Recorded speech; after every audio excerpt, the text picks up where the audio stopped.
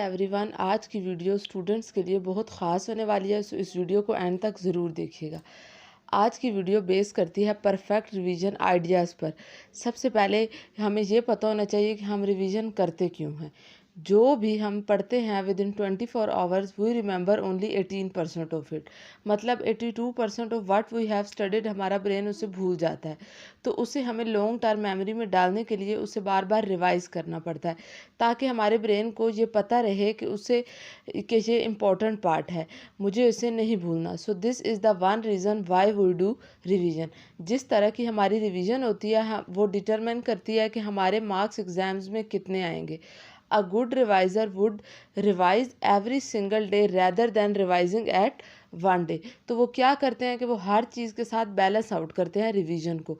So one of the pro method is कि अगर आप अपना स्टडी सेशन 50 मिनट का रखते हैं तो जो लास्ट के 10 मिनट्स हैं उनको आप रिवीजन के लिए यूज़ कर सकते हैं। नंबर 2 मेथड वुड बी कि आपने अपने पूरे दिन जो पढ़ाई की है उसको सोने से पहले 1 घंटा पहले आप रिवाइज़ कर लें, क्योंकि जो रात का टाइम होता है वो गोल्डन आवर्स होते हैं कि आप रिवाइज करेंगे कि आपने क्या क्या पढ़ा है। सेकंड पॉइंट है हमारे पास active recall rather than passive method of revision.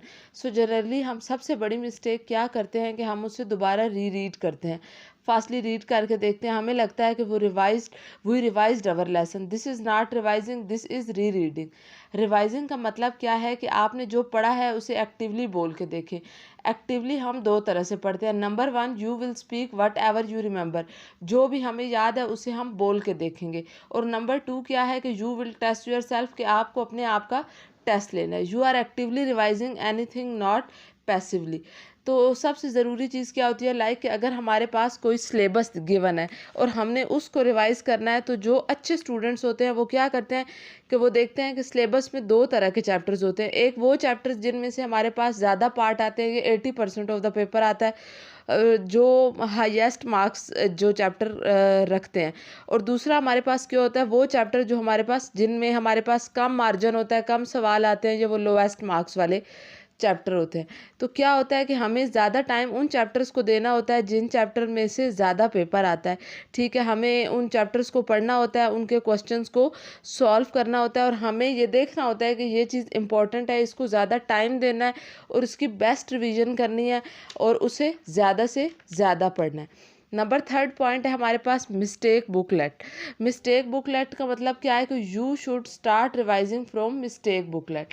Mistake booklet क्या होती है हमारे पास, बेसिकली कि हम उसमें अपनी मिस्टेक्स को लिखते हैं कि जो हम रिवाइज कर रहे हैं उसके दौरान, अगर हम कोई चैप्टर रिवाइज कर रहे हैं तो हम उसकी प्रॉब्लम्स को उस बुकलेट के अंदर लिखेंगे। और नंबर 3 है हमारे पास कि हम क्वेश्चंस पिक कर लेंगे ऐसे जनरल बीच बीच में से और उनको हम रिवाइज करेंगे। इसमें हमारे पास बेसिकली 4 स्टेप फार्मूला होता है। नंबर 1 होता है प्री प्लान, कि अगर हमें पहले से तैयार रहना चाहिए, लाइक कि अगर हमारे एग्ज़ाम्स में 1 मंथ रह गया तो ये हमें पता होना चाहिए कि हमने कौन सा सब्जेक्ट चूज़ करना है, कौन सा चैप्टर पढ़ना है, कौन सी प्रॉब्लम्स हैं, कितना टाइम देना है, कौन सा दिन देना है, कौन से क्वेश्चन है उसके अंदर, सैम्पल पेपर्स कैसे करने हैं और किस दिन हमने सैम्पल पेपर्स को करना है, रिवीजन कब करनी है, कब और कैसे। ये चीज़ हमारे पास नंबर 1 होती है। नंबर 2 हमारे पास होती है प्रैक्टिस। जितना आप प्रैक्टिस करते हैं उतना आप बेटर होते जाते हैं। Practice makes a man perfect, so do practice practice practice.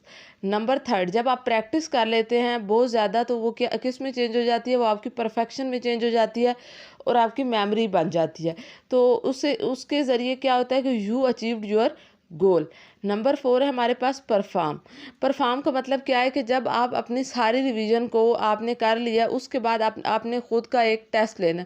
आप कोई सैम्पल पेपर सॉल्व कर सकते हैं, कोई क्वेश्चन है तो वो आप सॉल्व कर सकते हैं। ये तो थी वो रिवीजन जो आपने एग्ज़ाम से पहले करनी है। अब आपके पास आती है कि रिवीजन ड्यूरिंग एग्ज़ाम्स। उसके लिए मैं आपको कुछ हैक्स बताऊंगी कि जब आप एग्ज़ाम्स कर लें तो आपने कैसे अपनी रिवीजन को मैनेज करना। नंबर 1 है कि अपने एग्ज़ाम्स के अंदर स्टार्टिंग में ही आपको पता हो कि आपने टाइम है उसको एलोकेट करना है रिवीजन के लिए जब आप रिवाइज कर रहे हैं। नंबर 2 है हमारे पास कि जो भी आंसर्स आपने जिस ऑर्डर में लिखे हैं उस ऑर्डर में उनको रिवाइज नहीं करना, बल्कि उनको क्या करना है, आपने डिफरेंट ऑर्डर में रिवाइज करना। इससे क्या होगा कि आपका माइंड अलर्ट हो जाएगा और आप इजीली उसको सॉल्व कर पाएंगे। नंबर 3 है हमारे पास कि आप जो भी क्वेश्चंस आप रिवाइज करते हैं, जो भी आंसर्स आप रिवाइज करते हैं, उनके साथ अब आपने क्वेश्चंस को भी रिवाइज करना शुरू करना है। इससे क्या होगा कि आपको आइडिया होगा, अगर आपने क्वेश्चंस में से कोई पार्ट मिस कर दिया कि उसका आंसर डिफाइन था और आप एग्जाम्पल भूल गए, तो आप उसको दोबारा से कर सकते हैं। उसके बाद लास्ट पे है डिफरेंट वेज टू रिवीजन। इसके अलावा भी डिफरेंट वेज होते हैं, लाइक कि आप स्पीड रीड कर सकते हैं। स्पीड रीड का मतलब क्या है कि आप अपने किसी टॉपिक पर अपनी फिंगर टिप को यूज़ करके रिवीजन करेंगे। Faster your finger moves faster your brain grabs. Number 2 हमारे पास क्या है, फ्लैश कार्ड।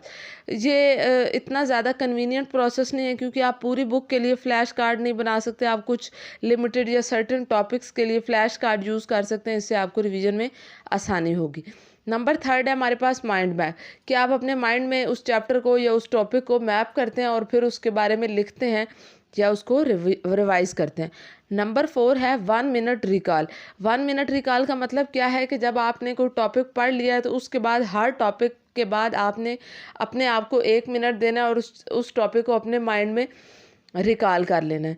तो ये थी हमारी आज की वीडियो जो रिवीजन के बारे में थी। I hope you would like the video. Thank you.